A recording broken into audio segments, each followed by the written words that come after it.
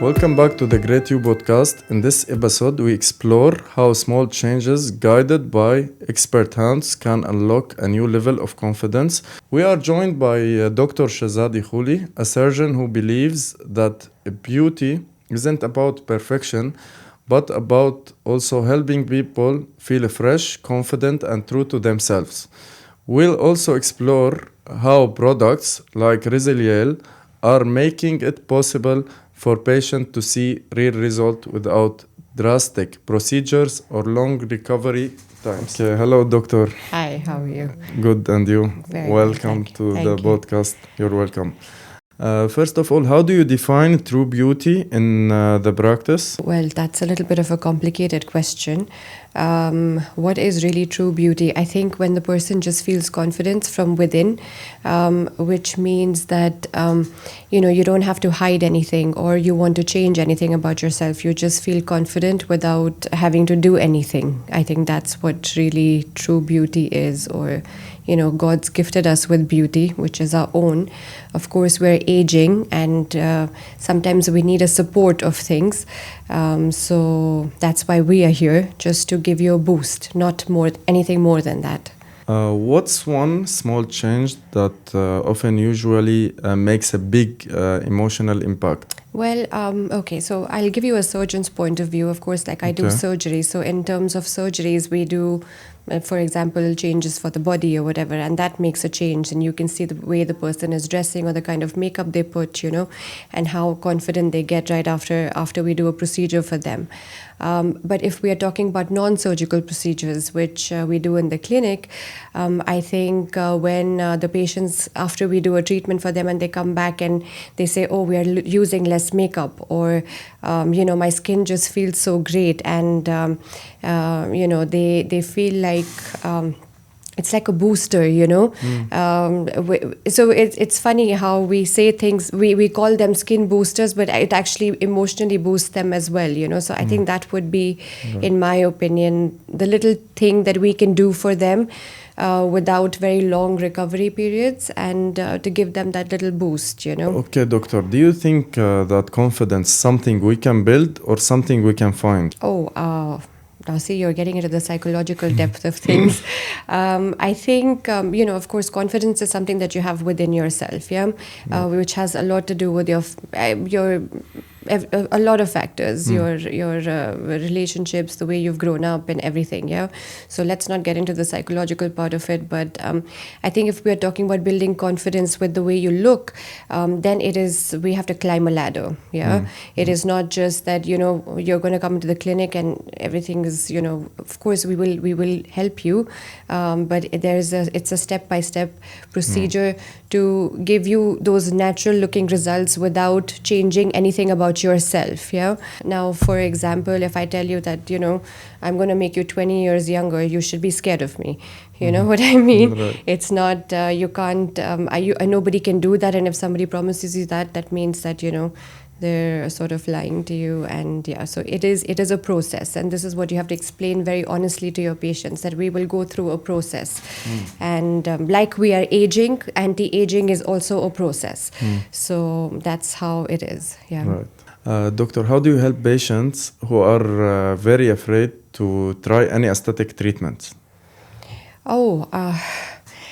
I think that would be probably like one of my favorite things to do, not because I want to convince them to do something, but I think it's about how you ease your patients into doing something. I think you have to firstly be honest with them and tell them that you're not going to change things drastically, and secondly, we start with the smallest steps, like the basics, So if we're just doing like a little refreshment for them, so I think like even a baby step is what I would recommend for them, not to put them through like, if I say, hey, listen, we have to do 3 things today, and then they're not going to show up in the clinic the next time, So what I do is I make a plan, and I do the smallest thing in the beginning, so they get the confidence that okay, she's not going to she's going to only help me, I got and that's how I start with them.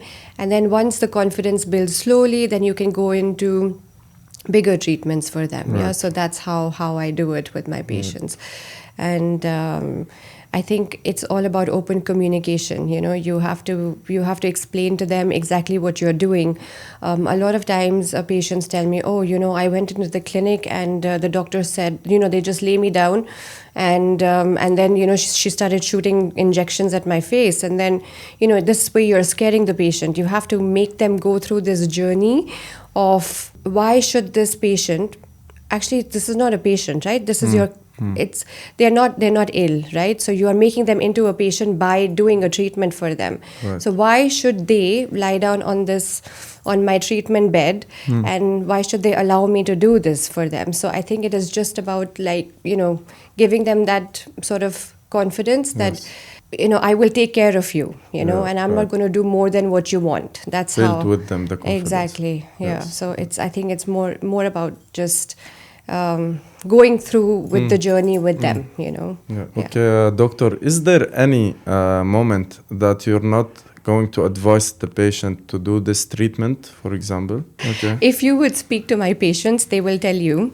that I say no to them more than I say yes. So there are times when my patients will message me and they will say, "Oh, we're coming over," and they know they're not gonna get what they want, because I'm just gonna literally, have a chat with them or a coffee, and I'll send them away. Because a lot of times we feel emotionally, right, that maybe I need this, but I, as a doctor, have to figure out whether this is an emotional thing and they're just doing this just because, they feel like this could be their out, or whether they really do need a treatment at the time, So that is where my job comes in, right? So a lot of times, and this happens quite often, especially because we have this, with the social media and the unrealistic results that have been put on social media. People have, these filters, and they have complete body dysmorphia because you don't even realize that you don't look like that, right? Like when you're looking at your picture and you're looking at yourself in the mirror, it's like they're two different people. And so I think it's very important for me as a doctor to make them realize that, hey, you're beautiful the way you are, and sometimes maybe you think that you need something, but you don't really need it. So I send them away a lot.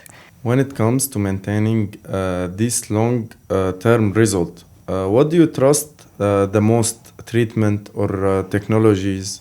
Okay, so I think there's so the great thing about anti-aging is that we have, in the recent past, because aesthetic medicine has gone to a different level, right? So we have technologies which have come in, which are a great support system for us. So we have a huge palette, and which I think is amazing because, we benefit from it in terms of giving patients shorter recovery times, and patients, of course, benefit from it because they have better results, right? And so remember the fact that these are support systems, right? So we are not talking about surgeries. We are talking about non-surgical treatments. So initially, we started off with growth factors, which came from, let's say, plasma, PRP. Then we got stem cells, and now we have the exosomes, which I think are great, right? Of course, we're speaking about the Resiliel exosomes, and I find them absolutely great. I've been using them for a while. My patients are really happy with it. I get voice notes from them sometimes saying, "What is this magic potion you used on us today?" And these are patients who we've done various treatments for.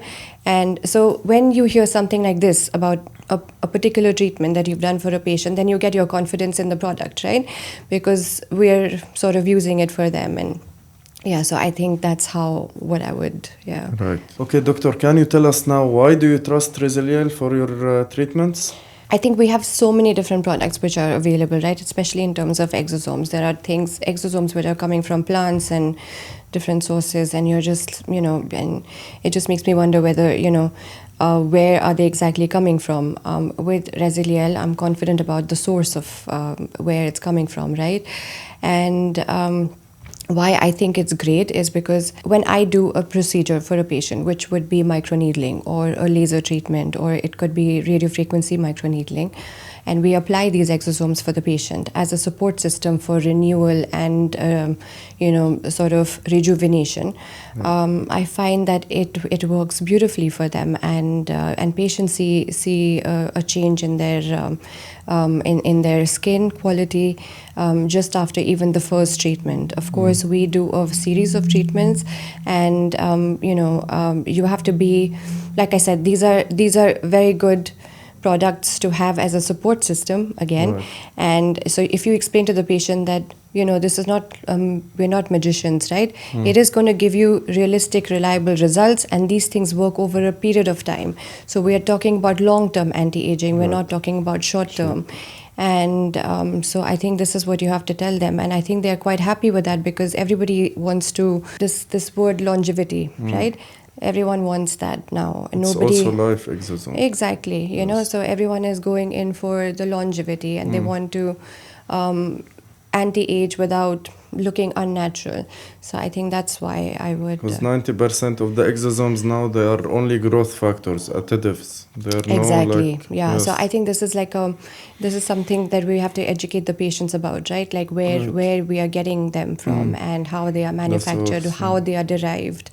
I think these are important things that you have to educate the patient. So I think, like, when I was choosing the exosomes, I went through a series of them till I was confident with the ones that I'm using at the moment, and that's how it is. So this Resiliel, for example, the vial, we are using it for the face and hair, or separately we are using it for face and hair, and what kind of candidates, what kind of treatments we are using it on? I think this is a little bit more of a complicated question. Like, so every patient is different, right? So when you decide which treatments to do for them, you tailor-made them. Exosomes can be used with, let's say, microneedling, or with the radiofrequency microneedling, and we apply them topically. This is done for the face and neck. I do them as scalp treatments for hair as well, to sort of regenerate your hair. And then, of course, I use them a lot for scar treatments, which is post surgeries, right? Right. So when I have a fresh scar, for example, for an abdominoplasty patient, we see that the patient, especially in this part of the world, where patients get hypertrophic scars, or they get big hyperpigmented scars, or even keloids, we see that the patients have a better recovery with the exosomes. I use them a lot for even stretch marks postpartum, where after the mother delivers the baby, she has stretch marks on her tummy, and after microneedling and applying these exosomes, I've seen really good results with that as well. So these are the areas where I would say I'm using them mostly. Okay, doctor, what's the moment that you will know that the patient has truly changed? Oh, you mean like in confidence? Or? Yes, confident. So we have like these very nice moments in the clinic sometimes. I have a mirror which is on my table, and sometimes when the patients will just catch a reflection of themselves in the mirror, they'll smile, and that's when they're, and it's just the way actually they even start dressing, and the way, they, aura, I guess, it changes, so you feel that, I did something, or we did something good for them, and that's how I know. How does it feel when you help someone feel beautiful again? We're blessed actually that we are able to do these things for our patients. I think a lot of times, of course, we do our treatments and all of that, but I think it's also about just having that sort of a relationship with your patient where you make them feel good. Like how you and me are sitting and having a chat. I would sit and chat with my patients like that, and I think that's how. Yes, so it is rewarding in that sense that, or like when you see the patient coming back and 5 of their family members walking in behind them, that's when you know that you did your job well. Right. Okay, doctor, how do you explain the difference between a good product and a great one, but like Resiliel? I think we're looking at, if we talk about between great and good, it's about long-term results, right? So I think that's where we distinguish both things. So there could be products which, sort of give you that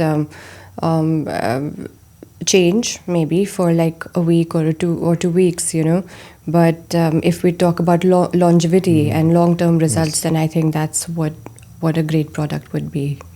Right. So what do you say to the patient that they are already afraid after the treatment will be done? So done up looks, right? Which patients should be afraid of, by the way.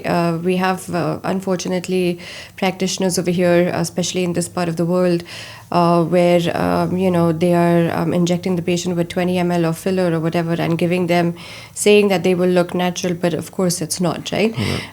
So I think this is just something that you have to explain to them, that exosomes are not, we're not adding anything, we're just rejuvenating, because it is just applied literally on the surface of the skin, and it's just going to sort of improve the quality of your skin without changing anything about it, right? So I think that's what you have to explain to them. And patients should be afraid of being done up here. So I think choose your practitioner wisely would be my answer to this one. Okay, doctor, can you tell us now what's your rule before starting any treatment? So a lot of times, like I said, patients want something because they see that it's like a viral treatment or something which is trending on Instagram, or some very famous person has posted about it, and they say, oh, I want it, but it may not be the right treatment for them, right? It's not something which which would do good for them. So I think what you have to explain to the patients very honestly is that if you want a treatment, it should be because there should be a good change with it, and not because they feel the pressure of social media or their peers to do it. So I think that would be how I would. That was very interesting podcast, Doctor, with you. Thank you so much for joining us. It was very good moment to have you today in the Great You podcast, and thank you so much. You're most welcome. Thank you. And I will just emphasize again on the last point. Yes. Choose your practitioner wisely.